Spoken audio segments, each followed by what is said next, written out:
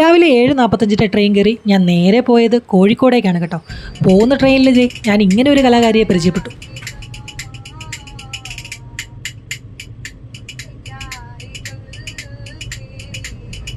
പാട്ട് കേട്ടും റീൽസ് കണ്ടും സിനിമ കണ്ടും ട്രെയിനിൽ ഞാൻ അങ്ങനെ കുറേ സമയം ചിലവഴിച്ചു. എന്തായാലും രാവിലെ ഇരിക്കാൻ സീറ്റ് കിട്ടിയതുകൊണ്ട് യാത്ര നല്ല സുഖമായിരുന്നു കേട്ടോ.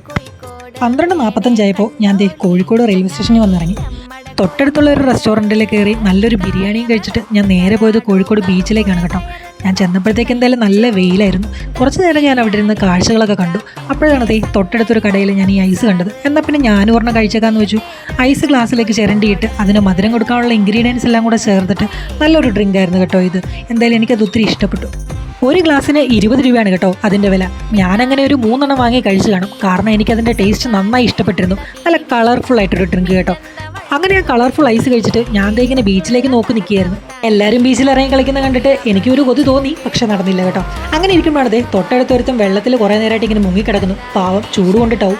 പട്ടം പറത്തിയും കുതിരസവാരി നടത്തിയും ബലൂൺ പറപ്പിച്ചും സ്പീഡ് ബോട്ടിൽ നല്ല ട്രാവലിംഗ് ചെയ്തിട്ടുമൊക്കെ കോഴിക്കോട് ബീച്ച് നല്ല ആക്റ്റീവ് ആയിരുന്നു കേട്ടോ. എന്തായാലും എനിക്ക് വളരെയധികം കോഴിക്കോട് ബീച്ച് ഇഷ്ടപ്പെട്ടിട്ടുണ്ടായിരുന്നു. നല്ലൊരു ആംബിയൻസ് ആയിരുന്നു കേട്ടോ. അങ്ങനെ കോഴിക്കോട് കാണുക എന്നുള്ള എൻ്റെ ഒരു ആഗ്രഹം കൂടി ഞാൻ സാധിച്ചെടുത്തു. മുട്ടായി തെരുവിൽ ഞാൻ പോയിരുന്നെങ്കിലും അതിൻ്റെ വീഡിയോ എനിക്ക് എടുക്കാൻ പറ്റിയില്ലായിരുന്നു കേട്ടോ.